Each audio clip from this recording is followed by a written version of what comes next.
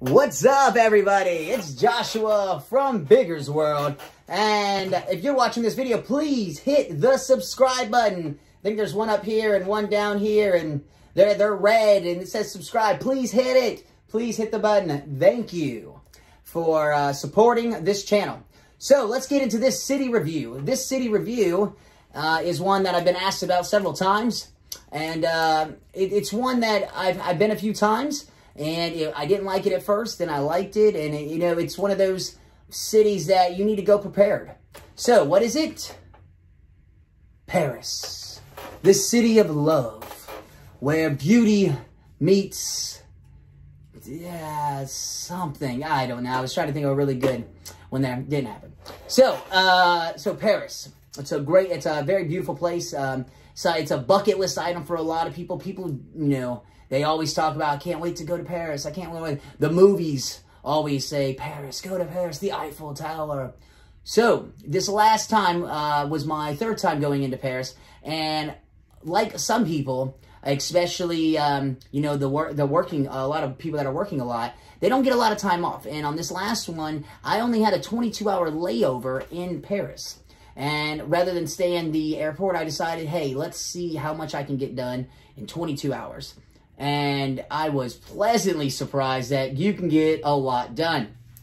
I'm not saying if you get a chance to go to Paris, you should only stay one day at all. I'm just saying if you only have one day, make the most of it. And you'll see as you watch this video, I saw quite a bit. So you can do a lot in that one day or 22 hours. So let's get into the first. I came up with 4 or 5 rules that make Paris a little bit better. Again, you don't have to listen to the rules if you don't want to. You can always, do it yourself. But these are rules. These are things that these are just things I've come across that have helped me a lot. So first thing, as soon as you get into Paris, download RATP app. RATP app. I'll put it up here. Bing. So that is the app you can check out, and it works all the public transportation, so you can figure out exactly how to go from this point to this point to this point to this point. It's very easy. You're not going to have any issues with it whatsoever. I didn't, and I've used it a few times. It's a good app. So definitely get that app so you can know exactly kind of where you're going. Next thing. So this one is an age-old rule, really, but it's one of those rules that a lot of us don't really do, even though we always tell ourselves we're going to do it. Learn a few words, even 10 words, even 10 French words. Bonjour, parlez-vous français? Just try to learn 10 words, and it will go a long ways. People, especially people in Paris. Okay, so France is an amazing, amazing country. And Paris is an amazing city. However, there are some individuals. There's a lot of people have stories where sometimes people aren't that nice to you. So, in Paris is no exception. However, once I learned a little bit of French and I used it, I saw an astronomical change in these and people's way of looking at me. So trust me, you can do it on that flight over. Learn 10 to 20 words and just try. If you try, they will most likely help you a little more. Trust me, it made my last time in Paris a lot better. Third, don't be a eggplant. Don't be an eggplant. Be nice. Be a good person. This goes right into rule number 4. Smile. Smile. Don't be an eggplant and learn a few words, and it will go a long way. And number 5, do not go into the country with judgment. I know Paris, not France, but the city of Paris, there is a lot of stereotypes. The same way with Americans. There's lots of stereotypes. Try to crush those out. Don't have those when you go in there because it'll only make your experience worse. Leave those at the airplane door when you get off the airplane, okay? So, let's get into my 22 hours, one day in Paris and what you can see. So, where did I start off with after getting into the city? I started off with Sacré-Cœur. Hold on, I'm gonna let it say it for you guys. Sacré-Cœur. Sacré-Cœur. Sacré-Cœur. And it looks like this.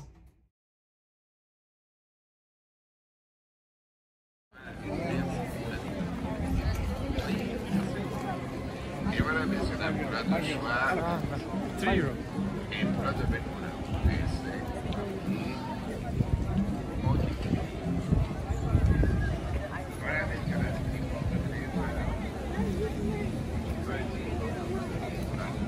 And it was a really, really cool start to the experience.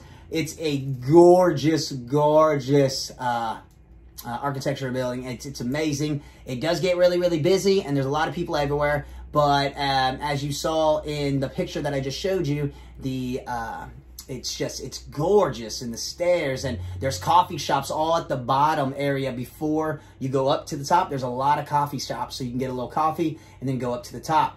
Finding angles for good pictures is very easy. It's a very large area, so you can definitely find some good areas for your pictures, and it's gorgeous. So I would say start off there. All right. It was I can't remember, I don't even know why I started off with it, to be honest. I think it was just like the first thing that I saw on the app.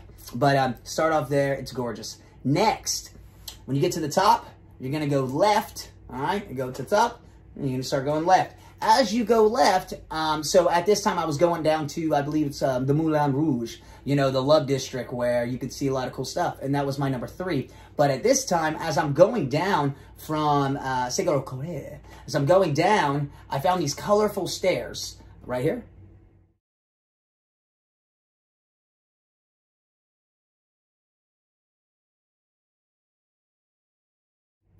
And they were so cool. It was so cool to find these colorful stairs. Nobody was there. It got me a chance to really get some cool pictures. And it was just a cool city vibe to the area right there. So I found these on the way to Moulin Rouge. And so as I was going down, you go to Moulin Rouge. I walk a lot. You don't have to. You can get on that app. You can find public transportation can take you just about anywhere. But Moulin Rouge, I don't believe it was that far of a walk. So next, I went to the Love District. You can see it right here.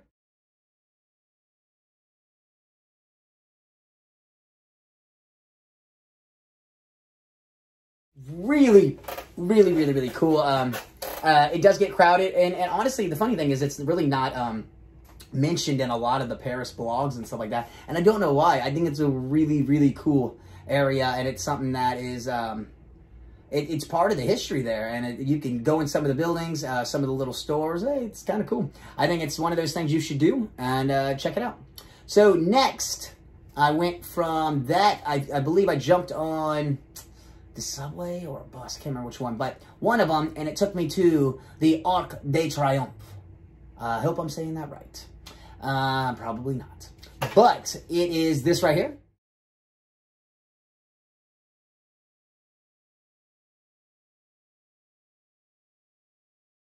And it's gorgeous. It was such a cool big building. This building in particular is rather difficult to get a good picture. And so that's the reason I showed you. The first picture was a really cool one. The second one had all the cars in it, just to show you that it's kind of hard to get a good picture of this arc, but it's huge, it's massive, and the area around it is just so big that you really just have to kind of sit there and wait for the lights to wait to really get the full picture. But you can do it, and the subway, yeah, I definitely took the subway because the subway is right there, so you just come up and then you can see it right over there. It's massive. So it was really cool. After that, I went to the #1 attraction for most people, the Eiffel Tower. And it is gorgeous. And it's really hard to explain when the perfect time to go is, because there almost is none, because when I was going there, I believe I was there on a Friday early, like maybe Friday 10 a.m., 11 a.m. And I was like, oh, it's going to be so crowded, it's so packed. Almost nobody. As you can see in my pictures right here, hold on, I'm going to put a couple up there.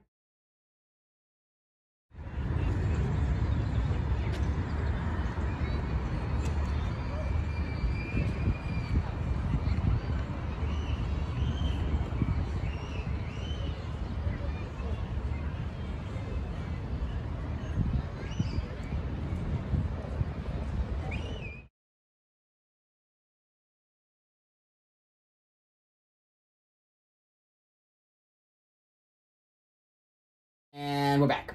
So as you can see in the pictures, I mean, 4 or 5 was really cool pictures that there was just nobody really around, and you would think on a Friday there would be. So honestly, just go for it. You know, obviously a little luck is involved sometimes to get the right get the right time, but overall, you just go there and you'll be fine. The Eiffel Tower is massive. There's so many big sides. There's the side that you come up from subway. I can't remember. I don't know exactly what side, but like you'll go down all these stairs. And these stairs will take you down, and like there'll be a little area where a lot of art stuff's going on. So like someone might be rapping, someone might be singing, someone might be telling jokes. But it's pretty cool in that area. There's some bunch of little stands where you can get food and stuff like that, and people selling you stuff. So that's the same way I've come in every time. And when you go down to the end of the stairs, and you'll see the big carousel that you see in a lot of the movies and stuff like that, and you can get a picture of that with the Eiffel Tower, which is pretty cool. So the Eiffel Tower is huge on that side, and there's a whole other side, and there's so many different angles for you to get the pictures of the Eiffel Tower. So just check the subway system, go to it, see the Eiffel Tower. So after you get there and you get to the carousel, right, you're going to walk across, and then there's going to be this big bridge where you're going to walk across. And once you get to the bridge, or across the bridge, then you'll be right in front of the Eiffel Tower. So if you keep going, you can go in. If you want to go to the Eiffel Tower, go for it. If you don't, then go just to the right of the Eiffel Tower, go around, and then as you're walking over there, you'll start seeing the huge green garden, like the massive green grass area. And then if you keep walking, you can look back and get really cool pictures of the Eiffel Tower. So, and there's a lot of people just relaxing and having picnics out there, and just, just kind of chillaxing, and it's pretty cool. So once you turn around and you see the Eiffel Tower and you get your, I've seen it, yes. Once you've gotten that, then keep going down the green grassy area, and you'll see another large building down there, and then you'll see this interesting little glass, like this glass sculpture type thing, and it's just, I'll show you a picture right here.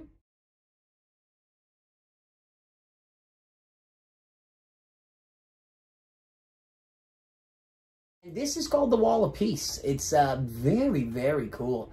It's a very intricate art piece, and yeah, I don't even want to spoil it for you because you really don't expect it, and then you get down there and you're just like, wow, that's gorgeous.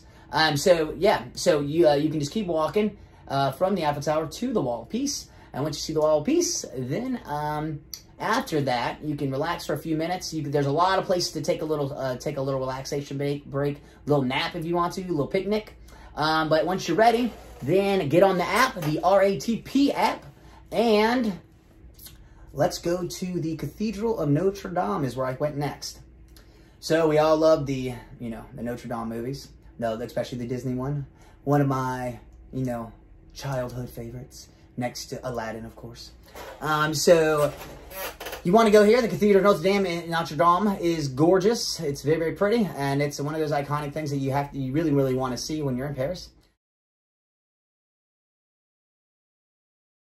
So after that, I then believe I got back on the subway again to go to the Louvre. So I would probably go, next time I go, I'll probably go inside the Louvre and, and see if I can actually, go inside it. Once I saw that movie, the Da Vinci Code, and I really want to go inside the Louvre now. It's kind of funny. But, yeah, so I kind of want to go inside the Louvre. But I will show you some funny pictures right here. Boom.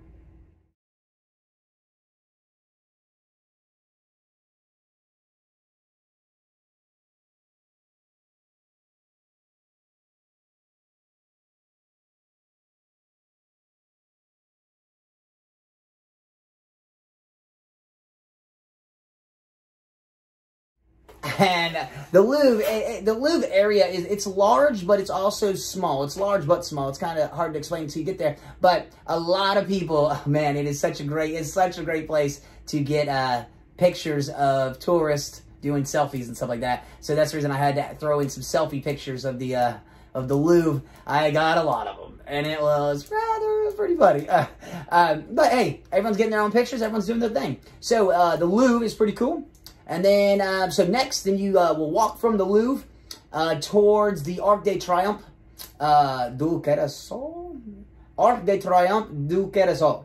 I don't know if I'm saying that right. I feel like I'm saying it with a Spanish accent, and I have no idea why. But I'll show you right here. So you'll probably see, you'll be able to see this from the Louvre. Yeah.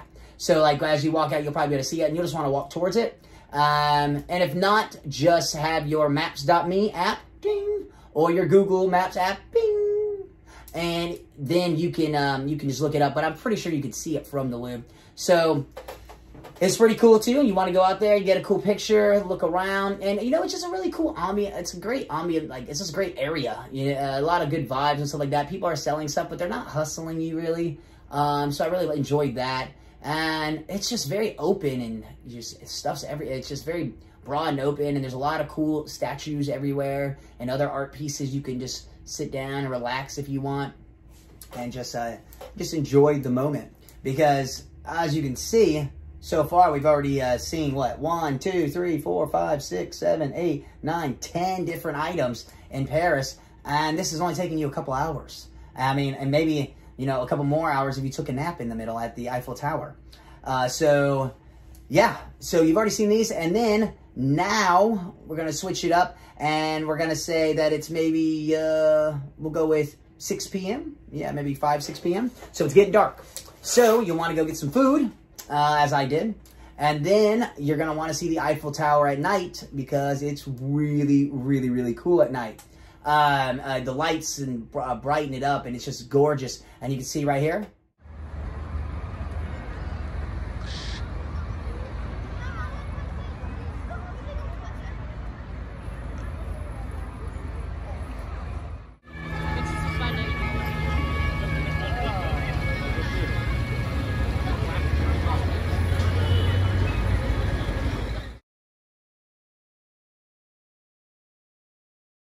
That's me holding up my Bigger's World sign at the Eiffel Tower. And it was just really, really pretty and gorgeous. And I really enjoyed it at nighttime. It's just, and again, it's not overly packed. And this is a Friday night, and it was not that packed yet. And I think it's just because it's so massive, you can always find a good area to relax at the Eiffel Tower. So after that, after the Eiffel Tower, I then went to the Grand Arch, as you can see right here.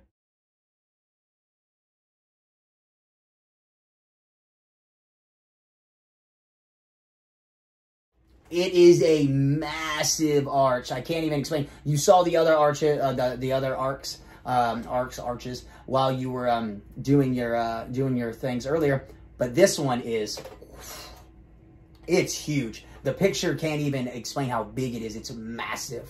And it was just one of those things. So this arch is kind of on the outskirts of Paris. So it was like I was kind of just wanting to go to it right before I then go back to the airport. So I went to that, and then as I'm sitting there, I saw a bonus. And I didn't expect this until, you know, once I got there, and I was like, what is that? So I get off the subway, I'm walking around, then all of a sudden I look over to my right, and I see the Le Ponce, maybe? It's a giant thumb. A giant thumb. And it was done by a French artist, quite a few decades ago, but it's really cool. It's a huge thumb. Look at it. Look what I tell you. It's a huge thumb. It's kind of interesting, but really, really cool. You just don't ever see something like that. So, yeah. So, that was the ending one thing before I went back to the airport. So, as you can see, your day will be very packed, but you can do it without even rushing. The way Paris is set up with the public transportation, it allows you to be able to see all these things very easily, and within 6 to 7 hours, you can see all this stuff and not even be stressed out. You can take breaks in the middle, you can take naps in the middle, you can do all kinds of stuff, and it's awesome. So if you ever get a chance to do a layover in Paris and you're not going to have any more time but that, you can do it. So if you can rearrange one of your flights and get a little layover, you try it for sure. And it's worth it because Paris is a gorgeous, gorgeous place. But like I showed you, if you just listen to those few tips I gave you in the beginning, you can see all these things, and you can make your Paris happen in under one day. And one more time, subscribe if you haven't subscribed yet. And there'll be more videos coming up right after this one. Like every week, there'll be another city that I'll review. So I hope you enjoyed Paris, City of Love. And look forward to seeing you guys next time. I'm Joshua from Bigger's World. Have a good one, guys.